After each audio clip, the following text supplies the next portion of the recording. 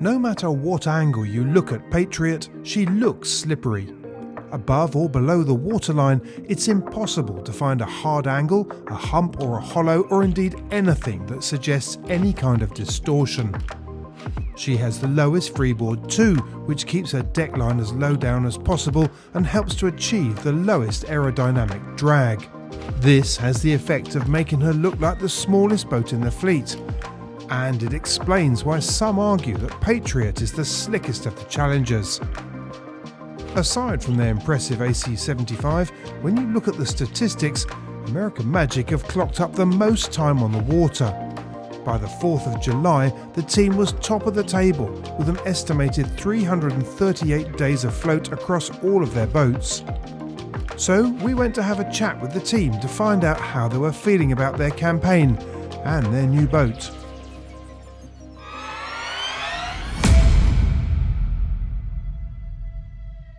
From the start of this cycle, when teams were launching and racing test boats and AC-40s, the road to the 37th America's Cup has been a complex one.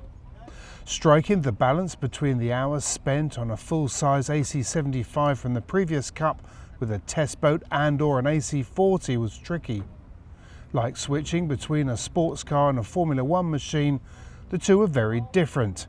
Get it right and you could learn a lot.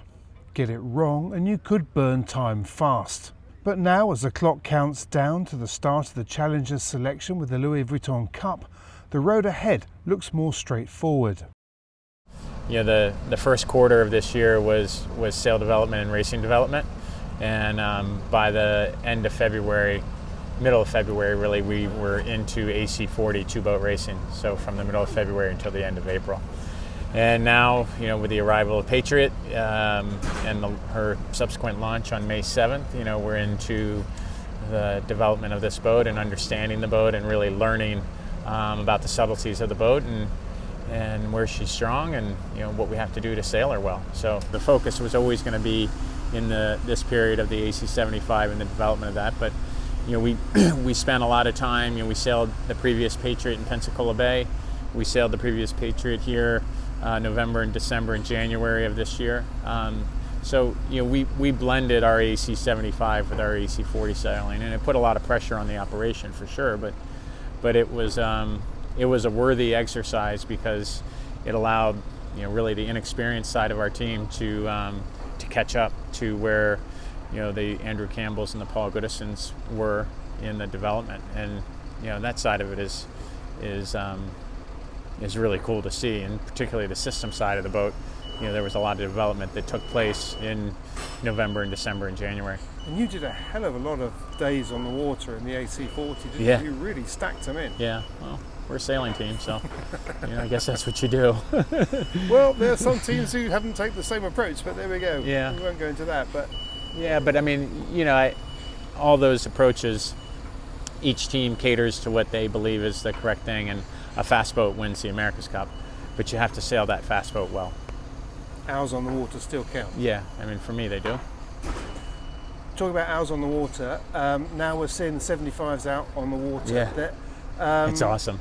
Yeah. Today out there was Luna Rosa, us, Ineos, and Alinghi, and, you know, so four of the 6 teams were out on the water. I mean, it's brilliant. So now he'd had a chance to see the challengers in the same patch of water, how did he feel about Patriot? You know, relative to the fleet, the boat's a smaller boat. You know, we're the only team that have chosen the recumbent position inside the race yacht. And so that's, you know, that I was surprised by that, you know, but... You were surprised not that others hadn't gone that route? Well, I was just surprised. I mean, you never like to be out on an island, and we are, so... But I trust the process that we took to make that decision. So she's certainly a good-looking boat and very noticeable. Thank you. Well, it does look. Yeah, she's a beauty. It's the first time I've seen her in the flesh. No, she's a beauty. And what really strikes me is how low the freeboard is. Yeah. I mean, I thought it was low when I looked at the videos, but when you see her in the flesh, it really is. Yeah. No, the designers, you know, Britt and Pete and the entire American Magic design team, they're a good balance of experience and understanding kind of what they have to do to be successful.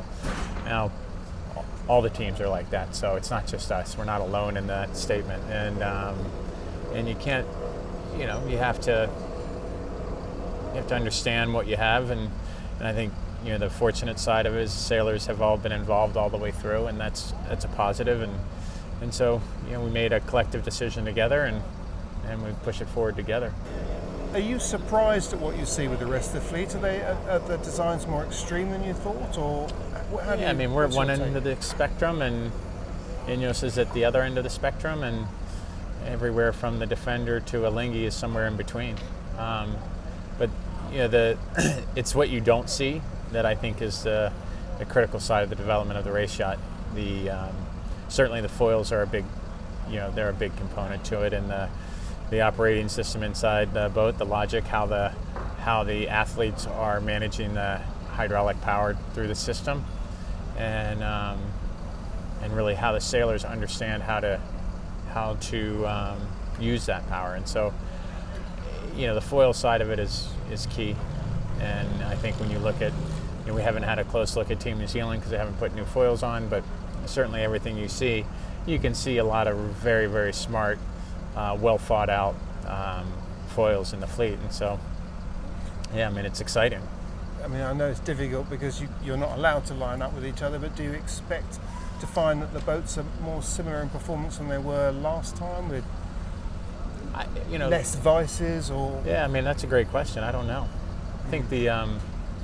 I think last time Luna Rossa sailed a great regatta, and they did a really good job to beat the Defender at the time in races in a boat that that wasn't, the foils were 48% bigger than the Defenders. So by that very nature, they were going to be, they were going to have some limitations, but they did a great job of taking races off of them. And still today, you could see where they potentially could have won that series. So, and that's with a really big difference here. I think, as you rightfully just pointed out, the fleet's going to come together, and so it'll come down to, sails and foils and sailors and all the things that the America's Cup always comes down to. But it'll be has the potential to be, I think, to be a little bit closer. Because the skill set of the sailors and the athletes, and really the maturity of all the design teams, it warrants that type of competition. So what does the new boat feel like compared to the team's first one from the last Cup? There's massive differences between this and the old boat, night and day. I think maybe top end, the old boat was probably a little bit faster, just being a little bit heavier, and the section shapes on the foils, but this one is obviously very, very manoeuvrable, and much easier to sail in the lighter conditions. And even when we get uprange, the boat feels more forgiving and more of an all-rounder than the old Patriot. It's night and day. Obviously our nice big bustle sort of helps us sort of go in and out and transition from displacement to foiling well.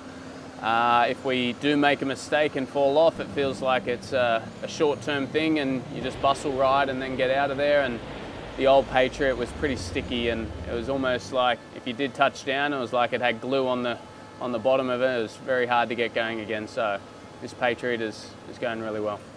And while this rapid development is happening across the fleet, the pace of change is something that isn't lost on the very teams that are responsible for this new style of racing. I think back to when we first launched Defiant. We sailed her for a week, and then she sat in the shed as we fixed parts inside the boats, and all the complexities. We're really fortunate.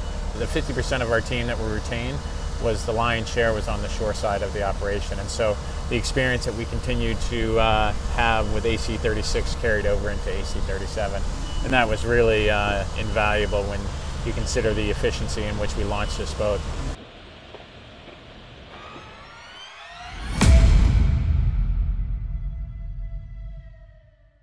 A sustainable future. Yanmar.